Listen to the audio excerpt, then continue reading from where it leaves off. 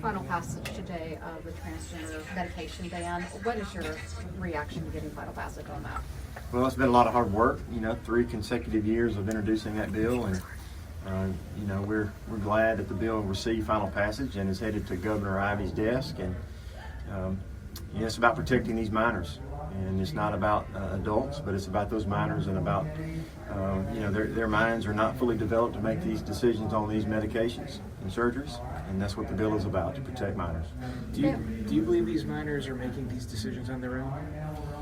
Well, we want to make sure that we protect these kids. There's a lot of reasons, a lot of things we do in the state to make sure that they can't have alcohol, can't have tobacco, can't have vaping. We want to protect them because their minds are not ready and fully developed to make these decisions about these long-term decisions. So do you believe these minors are making these decisions about their gender identity on their own? Yeah, I believe that they are definitely making decisions about these transgender issues. Family members say that lawmakers are inserting themselves and saying they know better than parents and teams of doctors. Why do lawmakers know more on this issue? Listen, this is a big issue that we've seen, and we want to make sure that, like I said before, Ms. Kim, we protect these children from making these decisions that can have long-term lasting ramifications. These medications have side effects, and we heard some testimony from a young lady that wished that she had made and accepted those cross-sex hormone and puberty blockers, and that she regrets those decisions. And I can't find a seconder usually when I propose this, but I don't care. I don't need a seconder. My own opinion is enough for me, and I claim the right to have it defended against any consensus, any majority, anywhere, any place, any time. And anyone who disagrees with this can pick a number, get online, and kiss my hand. No representation is made that the quality of legal services to be performed are greater than the legal services provided by other lawyers. I'm Harry Steele. You found the Backstory Podcast number 123. Yippee. Say it for me, Raines. Nah. Kaye, yippee, mother. Yeah. There you go. So it turns out that poor old Bruce Willis has aphasia, otherwise known as word salad in the neuroscience community. So the old yippee-ki-yay. Do you really think you have a chance against us, Mr. Cowboy? Yippee-ki-yay, mother. Yippee-ki-yay. Stay with me. Dad. On your tombstone, it should read, always in the wrong place at the wrong time. How about yippee-ki-yay? I thought it was quite clever and quite profane. That's why I'm running for Attorney General, of course.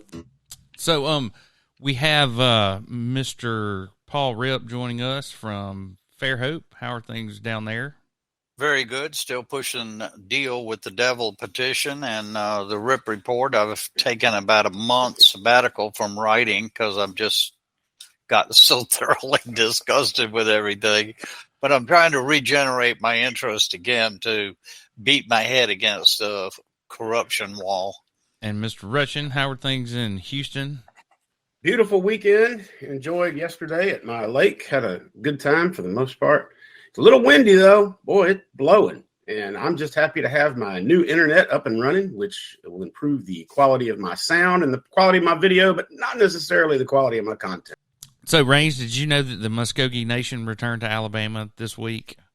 I did see something about that. They were in Ozark, Alabama. I'm sorry, where? Oxford, Alabama. Oxford, Alabama. Up around Anniston.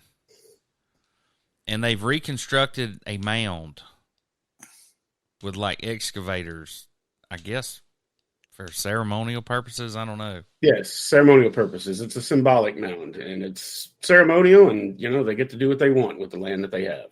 So, well, I don't think Merle Haggard's going to change the name. I'm proud to be an Okie from Oxford. It just doesn't ring the same. True that, but some of us never left. Here we go. We just separated. We're just a tribe apart, I guess.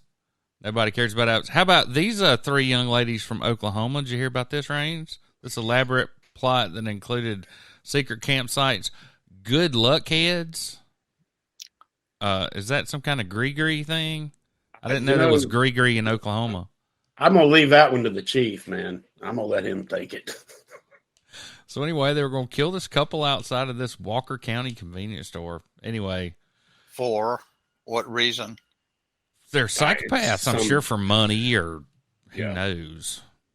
I don't know. You're gonna have to work really hard to beat the astronaut who drove from Houston to Cape Canaveral wearing space diapers. Dude, that was straight up jealousy.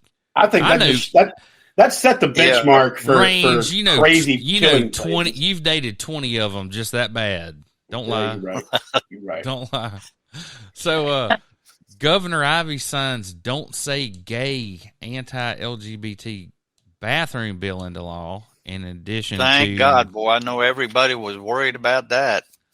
Well, I mean, you know, we pass all this stuff that really doesn't do anything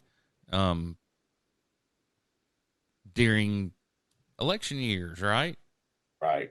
It's and just dog. It's dog whistling, and it's absolutely purely political. It serves no purpose at all as far as 100% political. Hey, and guess what the name of the bill was? What? The Alabama Vulnerable Child Protection Act. Oh God! Which criminalizes gender-affirming surgeries for trans youth. Yes, sir. And and this is the bill that Dr. Flint was railing against, saying that none of them in the legislature had a teaching degree, much less the good sense to tell teachers what they should or shouldn't teach in a classroom, which I totally agree with. You know, we have local school boards. And one more time, guys, all these Republicans, so-called Republicans who think we're going to legislate our way into utopia are missing the point of being a Republican. Truly, that the party of less government it seems to have an enormous hard-on for more government. The party of law and order. What the hell happened? Reefer madness. Bill to legalize marijuana passes U.S. House, but faces dim prospects in the Senate. Did you hear about that last week, Raines? You weren't here for this, so I thought I'd play it. I posted it on my social media and got some engagement out of it. And it's just like every other legalizing marijuana bill that's passing the House. It'll fail in the Senate on Senate lines, and that'll be the end of it. But this one's worded a little bit differently, so I don't have hope for it. Not so much hope, but I think it might get a little bit better treatment. I still don't see it passing. We'll see. And so it does need to be declassified, though. I mean, it needs to be. It doesn't need to be a Schedule I drug. That's ridiculous. If you just look at the complicated results of the state regulation cannabis programs and what's going on now, and you missed this one, Raines, Alabama medical marijuana bill requiring negative pregnancy tests, clearly unconstitutional, opponent says. And guess which state senator proposed this? Oh, Larry Strutt, the practicing OBGYN, right? Yeah. He's come up with several things like that he's pushed.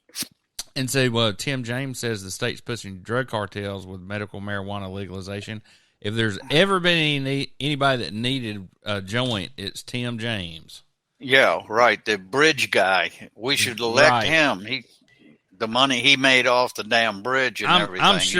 I'm sure he's never been around any drugs down there at the Floribama and all that. Alabama gubernatorial candidate state pushing drug cartel with medical marijuana legalization. Of course, he's criticizing Govenor Ivey, which is basically all he can do at this point. And then this is still on as far as we know, right, Paul? The Bienville Square 420 and Lagniappe again this week. The Cananabama presents a 420 celebration, and 420 Bienville Square. Show up. Ought to be interesting. Yep. Between see that about and the 400 or 500 people software. out there, and they all get 400 or 500 people out there, and they all fire up at one time. It'd be interesting to see how you'd handle that. Beanbag shotguns, water hoses, fire hoses. Yeah, probably wouldn't use dogs on the reefer heads, but we'd use fire hoses. Yeah. So remember me telling y'all about Panama City spring break last Oh, week yeah. about the Right. roll tide and all that. So anyhow, there's these two arrested in Panama City for allegedly inciting riot. What the hell is that picture of there? All What the they confiscated that's all that the damn weekend? guns they seized. Yeah. 75 God almighty. weapons.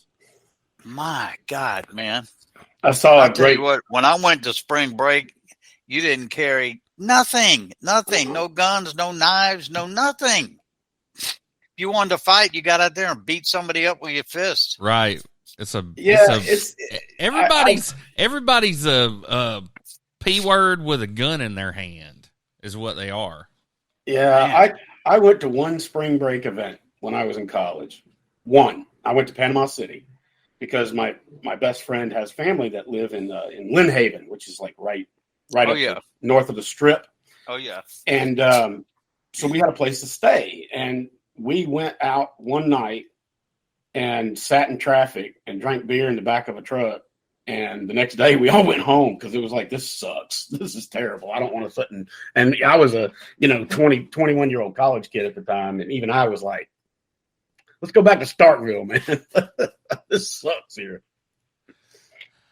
Oh, I don't think it's that kind of spring break anymore, dude. So any more waves you're hearing about this Clarence Thomas and his wife? I haven't heard anything on it at all. I tell you, it's concerning. It's extremely concerning, and I think the best treatment of it has been on social media, where people are talking about, okay, Will Smith's been banned from the Oscars for 10 years, but did you also realize that the wife of a Supreme Court justice helped try to overthrow the government?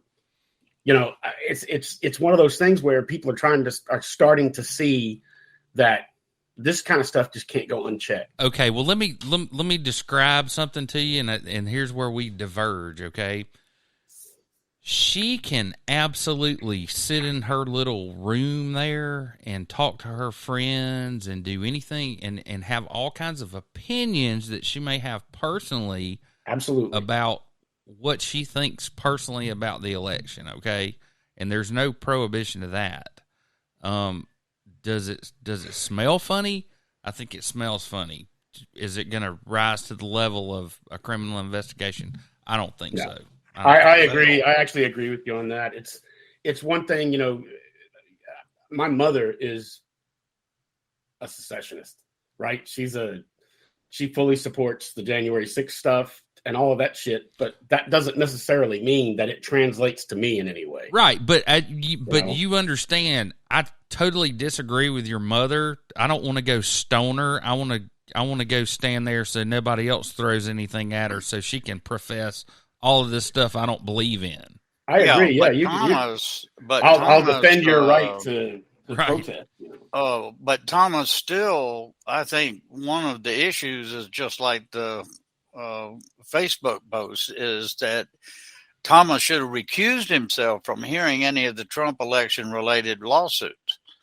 I mean, he should, because honestly, he's sitting there listening to her yamming in his ear, when he's not supposed to be talking to anybody about it. I mean, it's a very unpopular opinion, but I disagree with that. I disagree with that too, unless he owns stock in the company or he knows somebody personally in a case. This is a lifetime appointment, and that sumbitch has got to hear every case.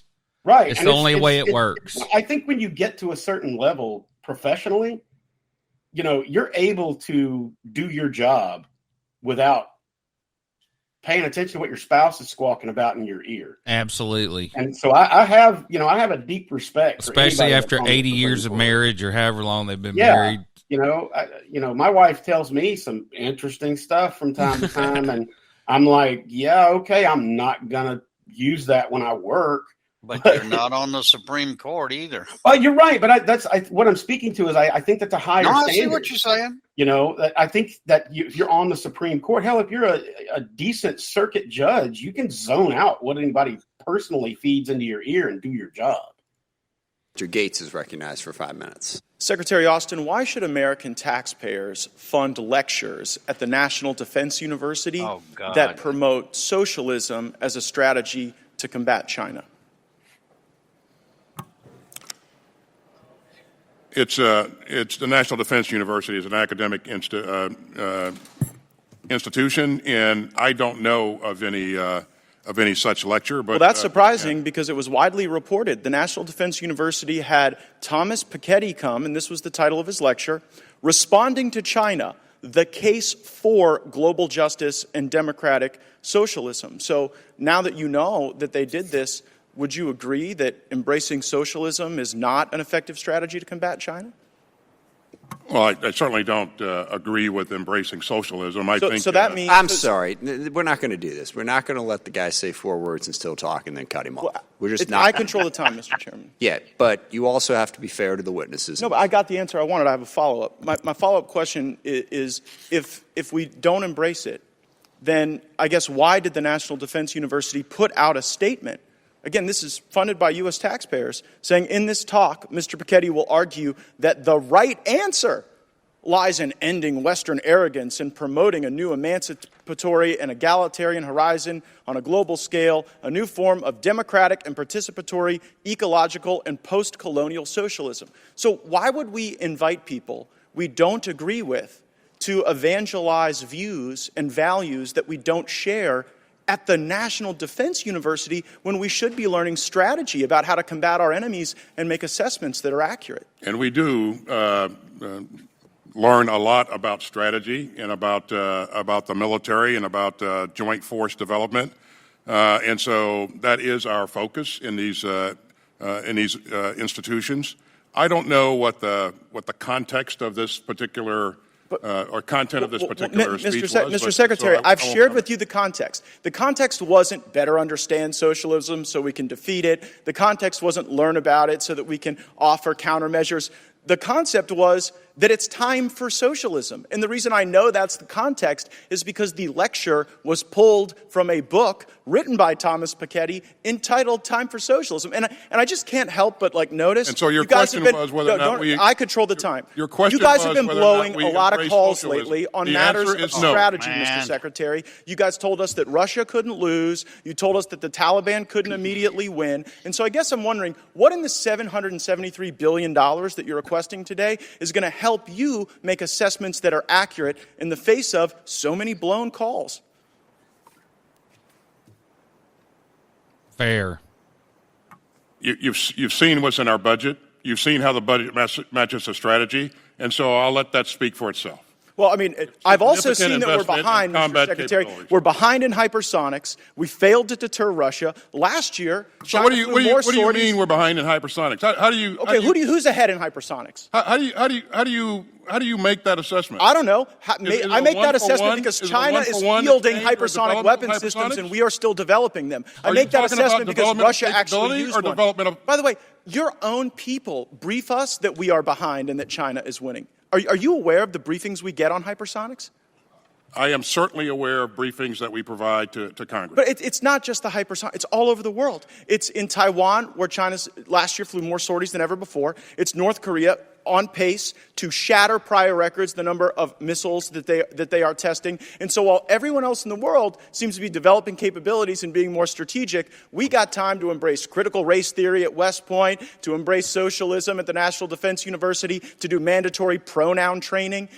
Do you accept? It's again, this is the most capable, the most combat credible force in the world. It has been, and it will be so going forward. Not if we continue down this path. To do that. Not if we embrace socialism. The fact that you're embarrassed by your country. By no. I'm embarrassed by your leadership. I'm sorry for I am that. not embarrassed for my country. I wish It's we were what not you're losing saying. to China. It's I what wish you're we saying. were. You know what? That is so.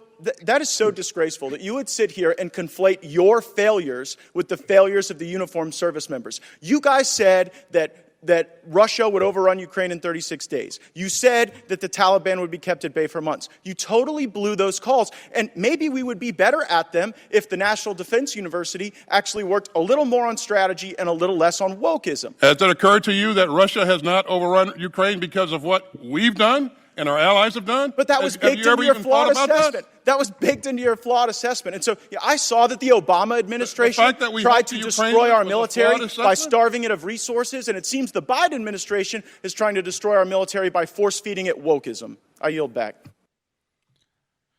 Well, boys,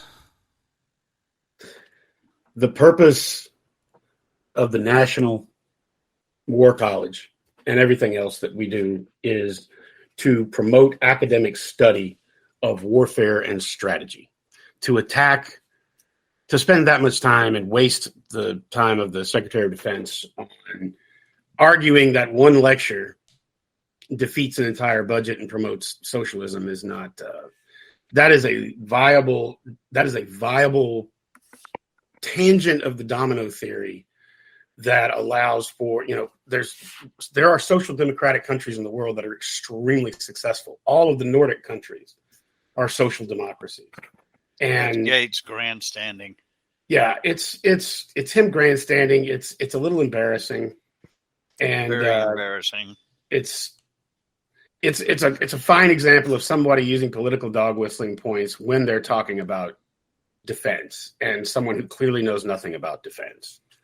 And it's a shame, but it's the state of Washington right now. Yeah, to me, it's more of the same, right? But one more time, why give this guy the high ground? I mean, I understand we need to know at what was it? What institution was it again, Rains? What, the War where College? Thomas National Piketty War? was speaking. Well, Yeah, I mean, what's wrong with the hearing? National Institute for Strategy? Okay, Yeah. well, what's wrong with hearing about contrary ideas? Right. That's the whole point. That's the whole point of it. Is that you get these different ideas and you talk about things and you discuss them and you develop strategy based on knowledge, not on political talking points. So, how about the blown call on? I thought he gave him what for? The reason that Ukraine hadn't been overrun has been because of the support of NATO. You think that's true? Absolutely. Okay. And so why don't you They've walk knocked us... They've knocked out over 700 tanks. 700. Yeah. That's amazing. If you want to talk about Ukraine, I am ready to talk about Ukraine. Okay, go for it. This week we have seen massive human casualties. The war crime button is getting pushed nonstop. And the Russian government, somebody who's basically the Heinz Guderian of the Russian army, finally sat down with the premier and said, this is how we need to win this war. And they put the right man in charge. His name is General Alexander Dvornikov. Now, a lot of you don't know who General Alexander Dvornikov is, but I can tell you who he is, and it should ring a bell. Alexander Dvornikov, General Dvornikov, was the head of Russian forces in the Syrian civil war back in 2014. He used anti-insurgency tactics that was actually a playbook from the early Korean era, and he absolutely crushed ISIS and all of the resistance in Syria to the insurgent government. And he did it by absolutely slaughtering civilians. Everyone's up in arms because there were 50 people killed in this train station attack. Wow, that's horrible. Do you have any idea how many civilians were killed in the Syrian civil war? My God, it was thousands. Yeah, thousands. Tens of thousands. And nobody gave a shit about that. But they give a shit now because one of the things that NATO and the Western powers are doing, and it's illustrated by a slide Harry's going to show you here in a minute, is orchestrating and executing propaganda that put it in a positive light and get the world paying attention to it. They are winning hearts and minds around the world because they don't have to win the hearts and minds of the Ukrainian people. They're in the fight. Harry, if you want to put up that slide that I posted to Facebook the other day, this is a story that needs to be told. Okay, give me a sec. Keep talking. So everyone that's paying attention to war and everyone that's paying attention to war through network news has, by and large, in the last 72 hours, learned of the sad case of Irina Tuskina. It's a terribly, terribly sad story. She was a 58-year-old woman who had kind of found a new lust for life. And you probably saw a photo of a dead body on the street in Ukraine. And the woman's nails were done. She was wearing a blue down jacket, and you could see her nails. You know, they were manicured, they were well done, and it's just a terrible thing. So Irina Filipkina was a 58-year-old mother. And this is the point that I'm trying to make. She was slaughtered by 2 Russian APCs, just blown to pieces. And the biggest piece of her is laying on the ground with her hand, and it's just a terrible, terrible illustration of how the horrors of war are. But let me explain to you this. This photo was taken by a Reuters photographer. All right. I don't remember her name, but I follow her on Twitter on March 10th. She didn't even post it on her social media. It was just a file photo. It was just another body photo. And please understand that I'm trying not to be callous, but this is the callous nature of propaganda. She took that photo March 10th. The story was released April 7th. So it took 3 networks, Reuters, CNN, MSNBC, working together. All of a sudden, drone footage appears out of nowhere that shows her being killed. And all of these networks and all of these drone operators and everything else put together a curated story in 28 days and got it out. And it's a huge propaganda victory. And what I expound in this article is that anyone who's worked in media understands that that is absolute lunacy. That is a 20th Century Fox brand of reporting. It's never that smooth, and it's certainly never that fast. The fact checking alone on a piece like that would take months. All right. If it was one person doing the story, sure, you could churn it out pretty quick. But this was a combination of things. I feel like this was hand delivered to the networks through a calculated intelligence apparatus using operatives and resources from what we call the alphabet soup gang in Maryland and Virginia, CIA, DIA, NSA, etc., US AMRED. And all of a sudden the point I made is that someone with more clearance than the I-10 bridge in New Orleans called 104 West in Denver. 104 West is the top public relations firm in this country, and said, what's the biggest bang we can get for our PR buck? And they showed him, and Paul, you'll remember this, the Nick Ott's Pulitzer Prize winning photo of the Napalm Girl from 1972. Right.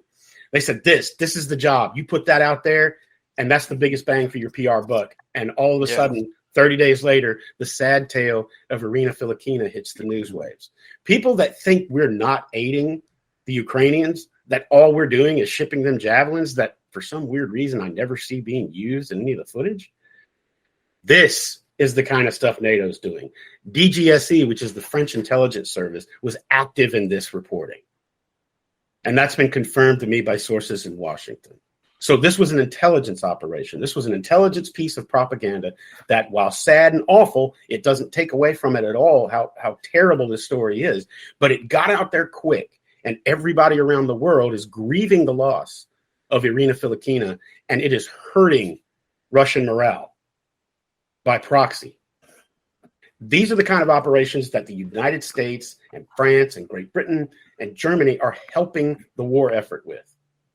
And when you're bringing in somebody like General Dvornikov, who knows that if you want to stop a resistance, you just kill everybody.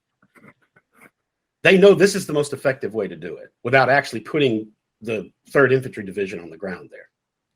Dvornikov's going to come in, and he is going to absolutely lay waste to the Ukraine. He is going to be indiscriminate shelling. He used thermobaric weapons against ISIS. You know, the daisy cutter? Yeah. He used that against human targets. There's no bigger bang for your buck than that. This guy is going to come in, and it is going to be bad. He is a crusher of grassroots resistance. And this war is about to turn really, really towards the Russians, and it's going to go really, really quickly from this point on. It's going to suck Europe in more and more. I mean, you talk about the old phrase, the old domino effect. Well, there's a lot of people there in Europe that are thinking, hey, man, this is getting way too serious here. You know? Well, one of the things that's happening right now that you don't see a lot of coverage on in news is that Finland has for years been trying to join NATO. And NATO has finally approved them. If they just pull the trigger, they get to join NATO. But they're not right now because they think that will further inflame the Russian agenda, that the reason they're invading Ukraine is they don't want another NATO partner on their border. So that's happening. And you're right. It is something like the domino effect. And that is, as we've seen in history has taught us, is not a successful long-term strategy for anything. I think one of the more shocking statistics that I heard that our viewers should try to think about is that I think there's a little bit more than 5 million people that live in Alabama, and a little more than 5 million people have had to flee Ukraine. So just imagine the entire population of the state leaving at one time or within 3 weeks. Yeah, it's a lot. It's the women and the children. They're just fleeing as fast as they can. It's not easy. The road to Poland is not an easy road to get to right now. And they've accomplished some of their goals, like I've talked about before. They're killing infrastructure, power, water. The lights aren't on at night. There's no running water. The garbage isn't getting picked up. Do you have any clue what kind of havoc no garbage collection does? Yeah. Disease, pollution. I mean, you got piles and piles of garbage. People generate garbage wherever they go. And imagine that there's no garbage pickup in the entire country of Ukraine. You know how many fire departments there are active in Ukraine right now? 4. 4 fire departments are capable of doing their job. In an entire country, there's 4 fire departments in Baldwin County. Sure. They've got 4 operating fire departments in the entire country that are able to operate right now. So it's been an effective tactic. Their logistics is a little bit messed up, but that's 5th Combined Army. That's their problem, and Dvornikov's going to fix that. And so look for a lot more horrible things coming out of the Ukraine, but don't look forward to any other nations getting involved military-wise. Enough said. So, does everybody know that Hong Kong's just had a big surge, and so has the UK? And didn't Pelosi have coronavirus? Yes, it's running through the Democratic Party right now. First, some members of the White House staff caught it in the West Wing. Then Press Secretary Psaki caught it, and now Speaker Pelosi has it. It's just like when we all got it. Right. You know, we're on the tail end of it, and we dodged the bullet for 2 years, but in the end, it comes for us all.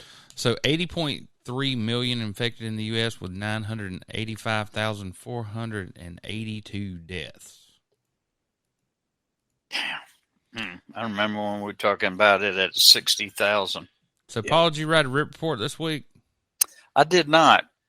I have just been overwhelmed with the deal with the devil. Those of you that want to follow up on that, that's a wrongful incarceration of Murray Lawrence Jr. You'll find that very interesting. And then the other thing is I just decided to take a couple of weeks off, Harry, because I just got to get burned out on writing on the negativity side of it. And until people, so I got something to raise your spirits, Paul. Oh, okay, all right. The Fairhope Pier project. Oh my God! I'm going to write about that. You need to write about it because nobody's going to. So this is these are graphics that were given to the public by the Fairhope City Council. Do you notice the people? I guess they're standing on a pier. I can't tell. And then this looks like some kind of a retaining wall. And so, wait a minute. Wait for it. Wait. I think the first picture. Wait. Oh my God! Here we go. Hey, anybody's listening to this? This is no joke. We're not making this up now. So apparently, the plan is to have a light rail system running up and down the hill and this is the car that they've designed. And now, this is for the handicapped. Well, it's reminiscent of the Crichton leprechaun sketch. I mean, this is what we get for $1 million, a sketch like that. But what people need to understand about this process is this is what they came up with on the waterfront plan. The waterfront plan originally had a walkway that would have a switchback on it that would get you from the upper part to the lower part. Now, that was to be located on what some people want to call a bluff, but really the remnants of the bank that they cut away to make the lower part. And it was covered with kudzu. It was the most practical place to put it. But because it became so political and everything, Fairhope didn't want to comply with it, could come with anything like that. They didn't like the swimming area, so they started changing everything. Then they thought they could get away with a completely no ADA compliance. Over a year, they argued over the ADA compliance. Finally, they got notification that they have got to be compliant. So this is their solution to being compliant for ADA. Now,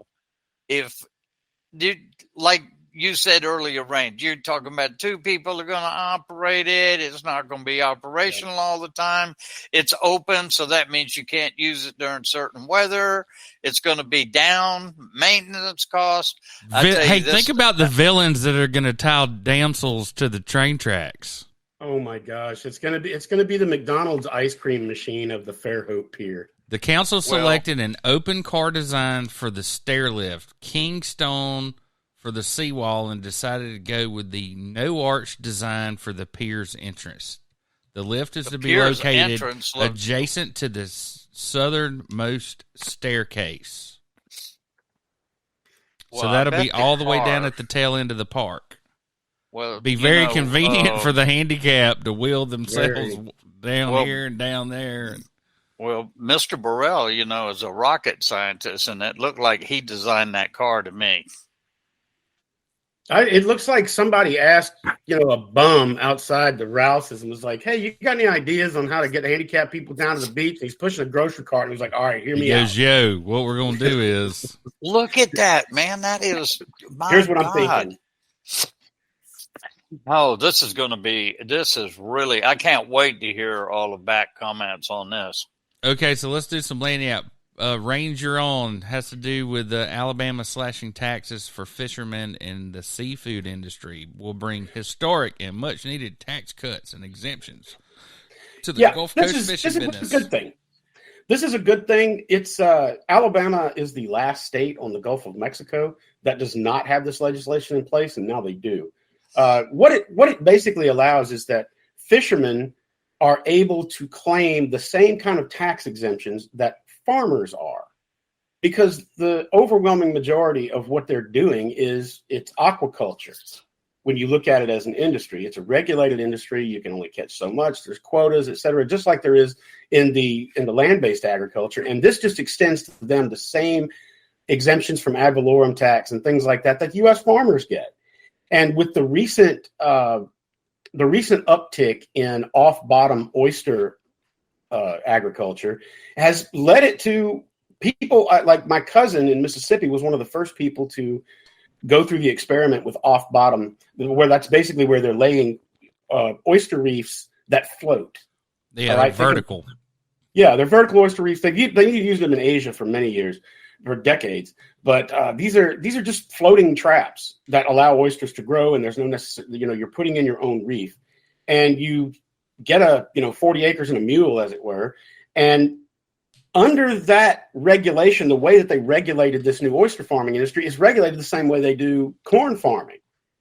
So they said, we should be getting the same tax breaks that land-based agricultural people get, and they made a strong case for it. In Mississippi, they did it a few years ago, Florida many, many years ago, and Alabama, Texas got it, I think, in 2015. And it's good that Alabama's finally getting on board for it. Not that the Alabama fishing industry is a top earner, but it's yet, it employs a lot of people and people depend on it for their livelihood, and they should be granted the tax breaks that regular farmers get. I agree. So, Paul, you ever been out and been to the oyster reefs out there? They typically have 3 poles designating where they're located underwater. Right. Anyway, we fish for speckled trout over them. Yeah. So, Mobile police report 3 injured in 4 shootings in the past 24 hours. That was April 5th. And there's a new campaign in Mobile, no more silence, end gun violence. They think it's a lot of reciprocity killings. Mobile's first quarter crime stats: 12 homicides, 40 injured, and 118 reported shootings in the first 3 months of this year. And the sheriff over in Mobile said this has to do with the new constitutional carry law that doesn't even take effect until January. Hooey. And then, of course, the City of Mobile officials came out and said our court system's not doing its job. And then the judges came out and said, yes, we are. Which brings us to this week's Lanyap cover article. What did they call it, Paul? Pointing fingers. Pointing fingers. Pointing fingers. That's exactly what it is. Yeah, it really is. And if you're interested in the court system, the local court funding complicated by lack of transparency in Montgomery. This is by Gabe Times. Any of you that have been following Mobile or Mobile or Baldwin County courts know that they're just clogged. I mean, certain cases that should take 6 months have been 3 years. You've got, in the case of Fairhope, you have a circuit judge who is actually a district judge in family court, the worst judge, I think, in Baldwin County. That's me saying that. That's Michelle Thomason of the family court. But I mean, she was never even been elected to that position. But anyway, it goes into the administrative office of courts and explains, or tries to explain, the lack of judges and the way that they are spread across the state.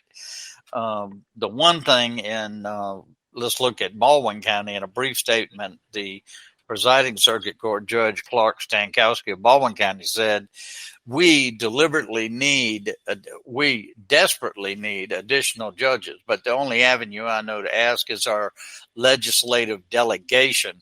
Well, any of you that have paid any attention to the Baldwin County legislative delegation, it virtually has been non-existent for the last 15, 20 years. Each of them operate independently, and there is no functioning delegation to where the general public can find out what is going on by those representing them before they go to Montgomery and introduce things, and then you read it in the Lanyap. But anyway, Stankowski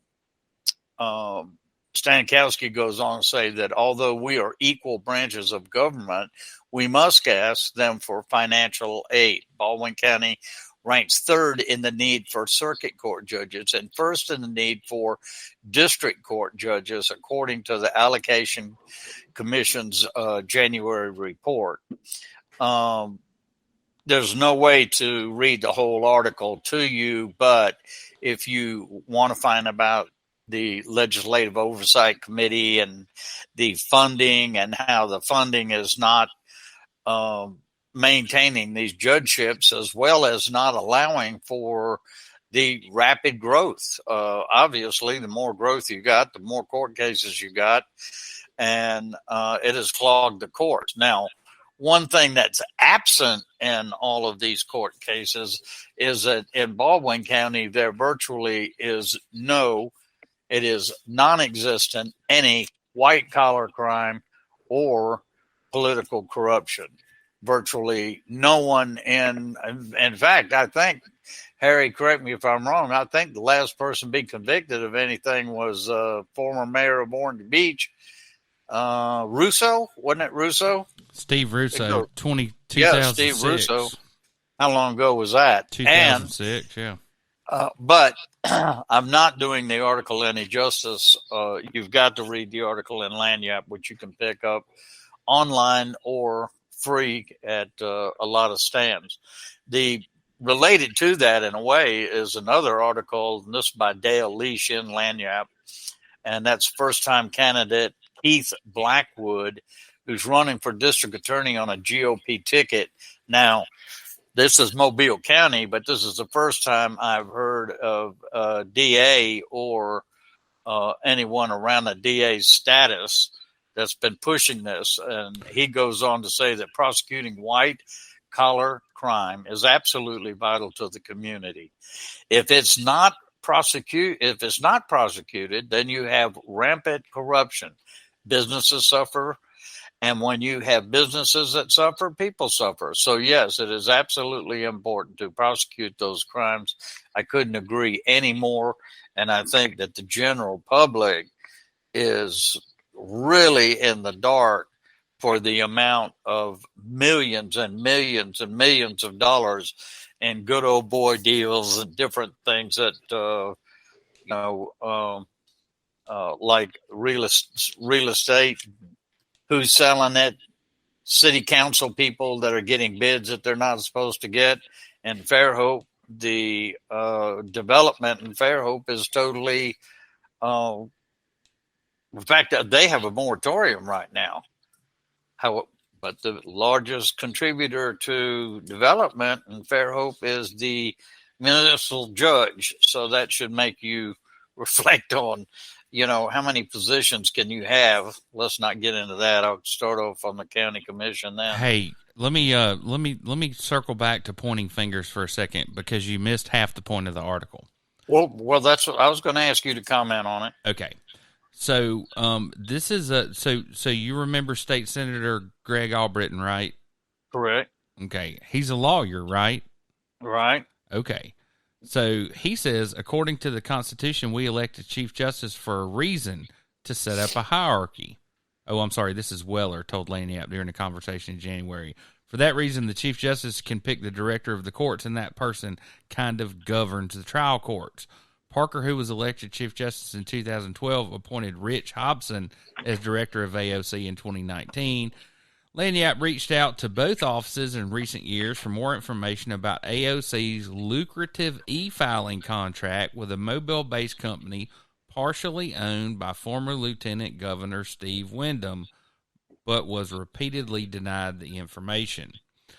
Then last November, an audit by the Examiners of Public Accounts found the Alabama Supreme Court violated the state law and regulation regarding oversight of contracts. One was an unspecified legal contract, and the second was a professional services contract, later identified as a contract for information technology consulting paid on a state warrant from appropriated funds. As a result, the Legislative Oversight Committee and the public were not aware of the court's contracts for professional and legal services, the audit found. Now, remember Mr. Albritton? Let's go back to him.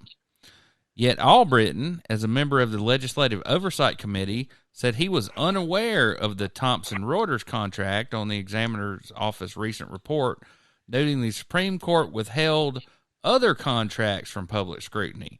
He suggested there may be an opportunity to hold a hearing on the matter.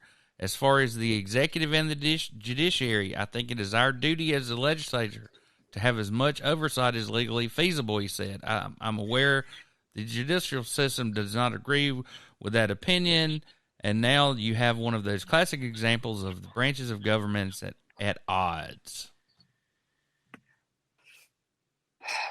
And that is a contributing factor to white-collar crime, no transparency, no accountability, and Alabama being number one in political corruption. When it's Mr. Magoo hour up in Montgomery, I mean, what do you expect to go on? So, the House passed amended legislation to make municipal courts share information. Guess what that's about, Paul?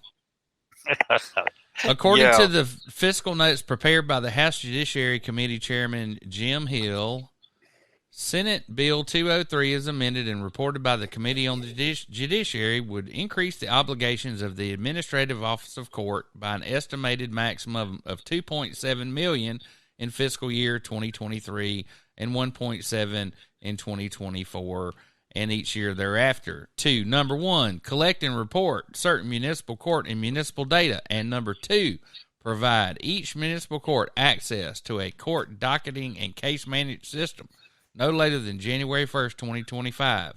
This increase in AOC's obligation could be partially offset by municipal court cost collections transferred to AOC for failure of a municipal court to submit the data required by this bill as provided by this bill.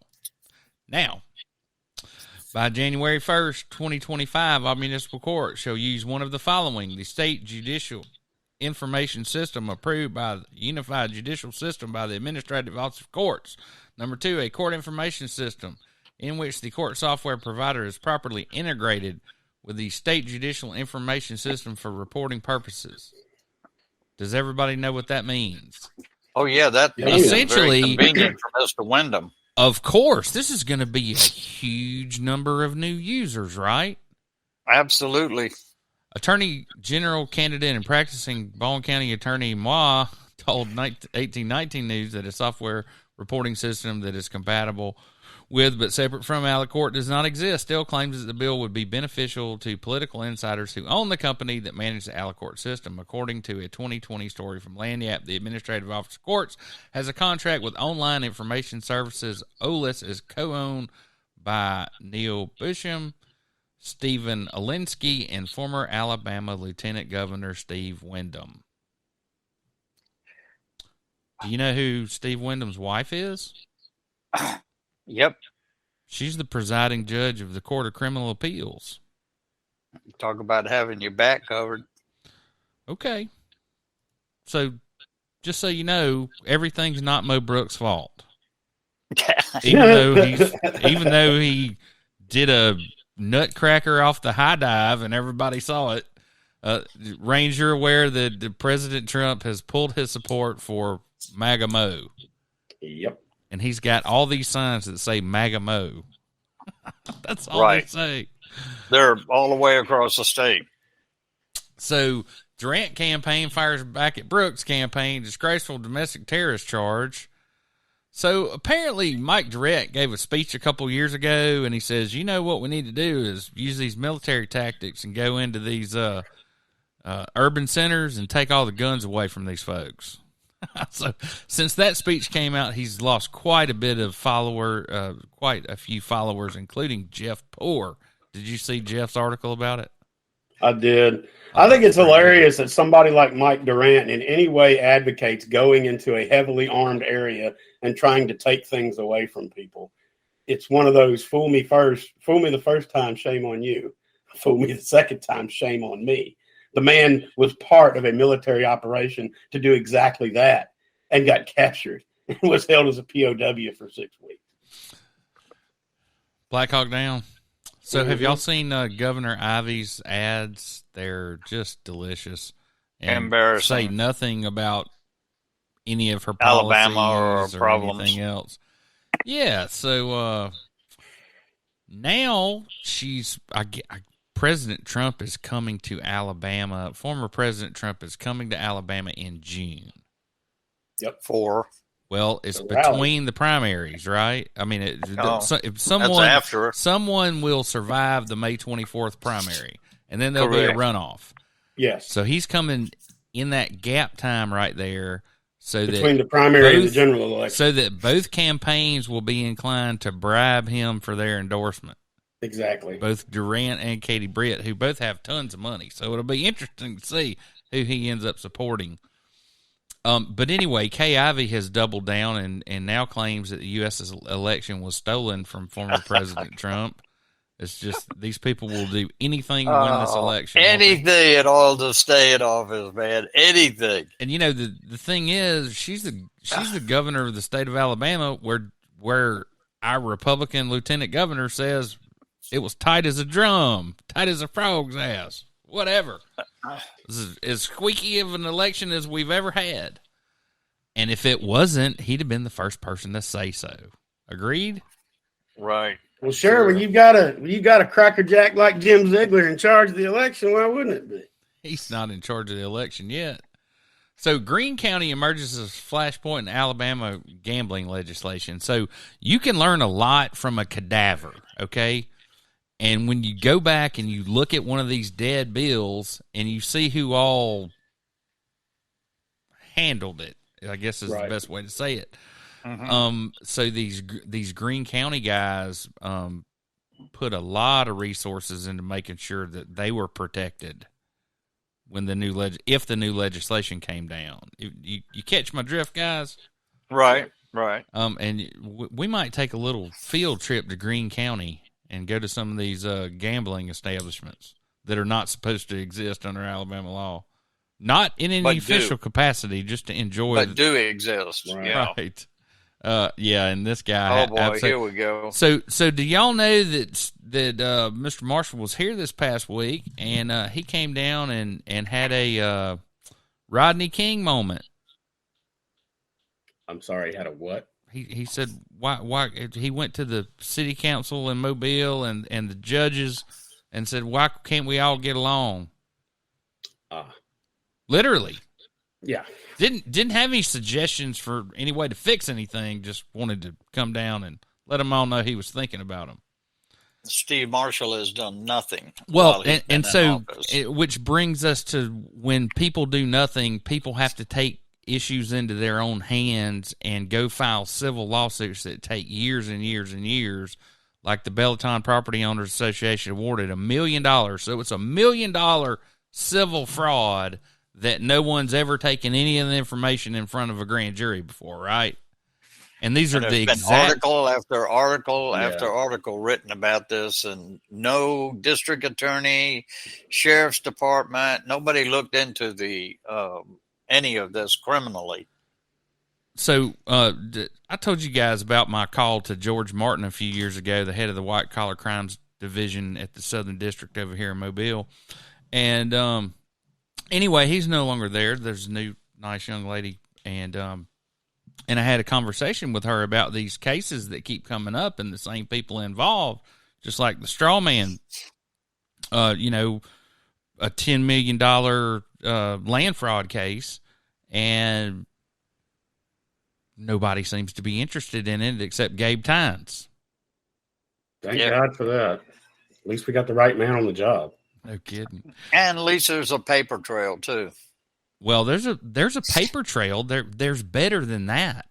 And what I'm trying to say is it just goes to show you how corrupt it must be for these people to keep doing these things and it coming out in the courthouse where then law enforcement does nothing with it. Right. So upcoming elections. The state is the most corrupt state in the United States, and Baldwin County is one of the most corrupt counties in Alabama. That is a position that we are in. Absolutely.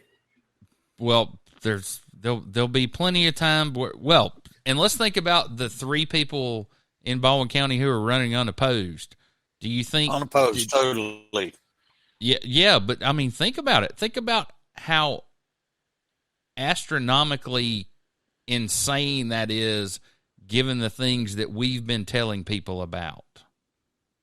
Right. It's just a disconnect between politics and the constituency. Just the very, very, very few people paying any attention at all, and you got a group of locally organized good old boys that are just strangling the county. Hey, if you want to hear some good old boy stuff, go back and read. There was a special bill that Harry Shivers proposed, not only to give the coroner a big raise, but to also give him like protective status like the sheriff has. So one of the total things immunity. Right. Well, no, one of the things it's a qualification requirement, right? So to run for coroner, you were gonna have to be a certified undertaker in Alabama, which is an apprenticeship and it takes like 3 years. Right. So you could hardly get it done if you got elected by the time you got out of office. Anyway, it's more of the James Hayes Huey Mack playbook.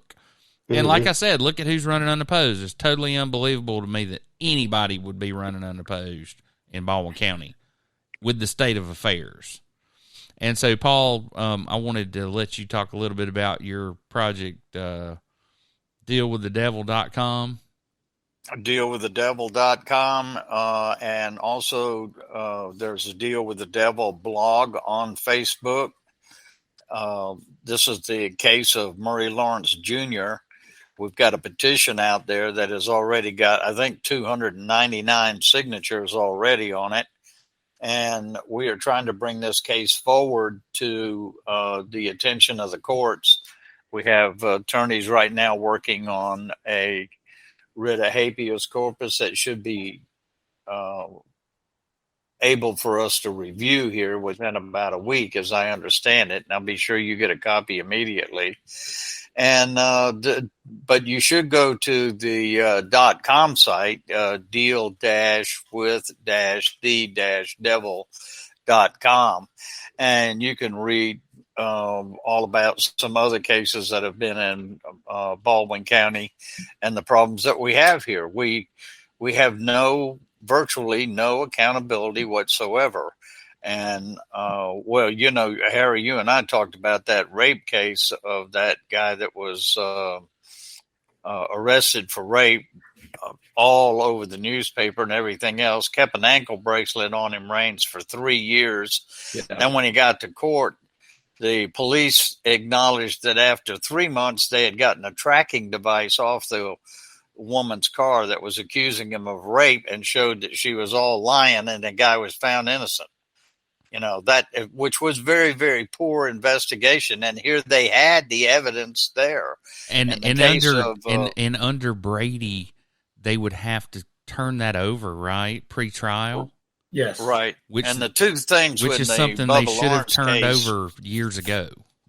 Right. In the Bubba Lawrence case, that should be reviewed, Harry. He ought to pick up a case for trying to get some he was out of work 2.5 years. 3 years. Yeah, it sounds like it sounds so when I say it sounds malicious, I mean that I don't mean that they did it maliciously. I'm saying that I think it meets the standard of being malicious prosecution.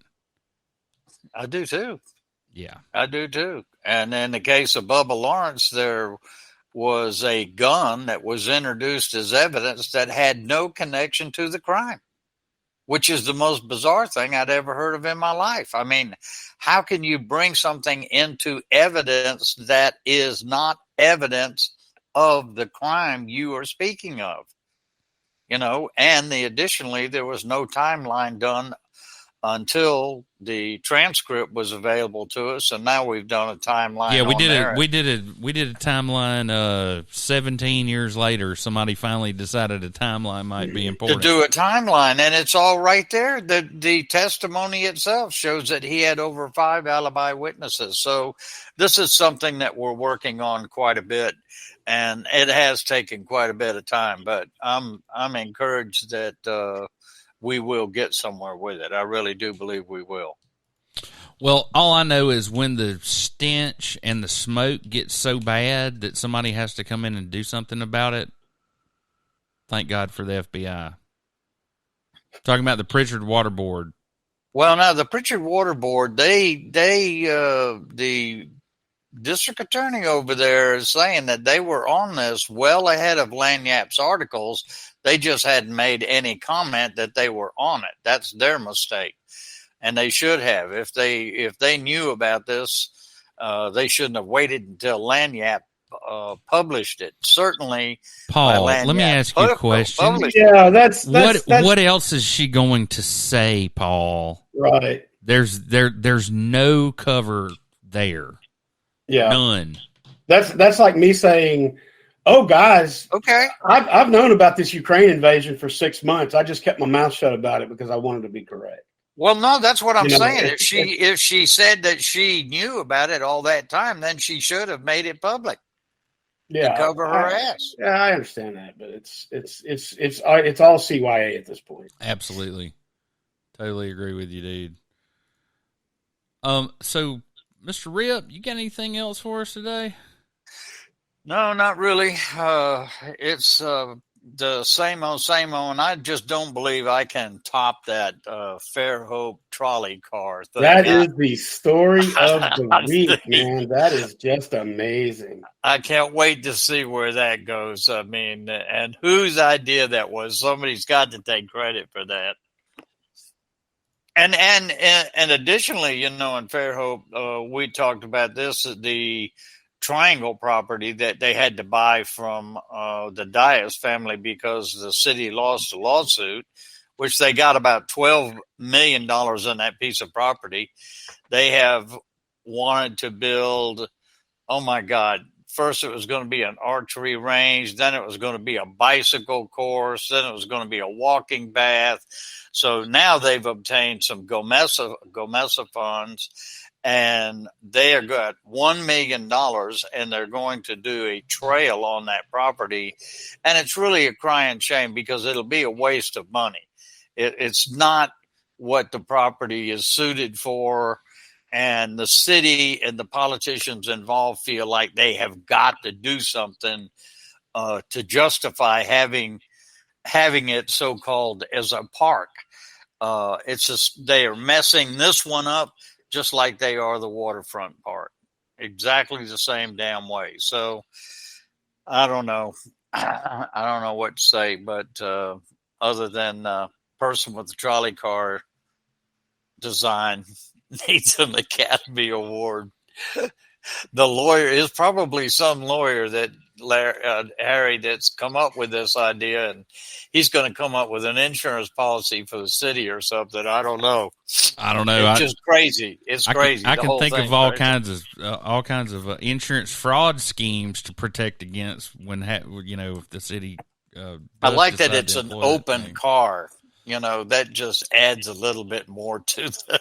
So, how about you, Raines? Anything for us to be watching? Well, some tragic news out of Miami. I'm not a big follower of sports, but I do read sports headlines when they pop up in my news feed. And the Pittsburgh Steelers backup quarterback, Dwayne Haskins, got hit by a car crossing I-95. He was on foot crossing one of the busiest interstates in the country. Nobody knows right now why he was on foot, whether it was a broke down car or he was out doing whatever, but to make a terrible joke at the expense of Pittsburgh Steelers fans, the front office said that he was a reserve quarterback because he was never much of a scrambler in the pocket. So they can understand this tragedy. He thought he was coming for a girlfriend experience, kind of a date. He went on an escort site. Oh, can I show you the other picture of Daniel Peters? This is the Honorable Daniel Peters, who is a retired judge from Cook County, Illinois, or the Dishonorable Judge Peters from Cook County, Illinois. And when we were doing our follow-up investigation to validate all of this, what did we find out? He also retired from the Cook County Sheriff's Office, according to him. That's right. He said he was a special assistant in legal affairs, and he worked, are you ready for this, in the Office of Professional Regulations. Wow. Wow. You're kidding me, right? No. High stepping. Wow. And you're getting called out by the Polk County Sheriff in Florida. Really? Wow. No kidding.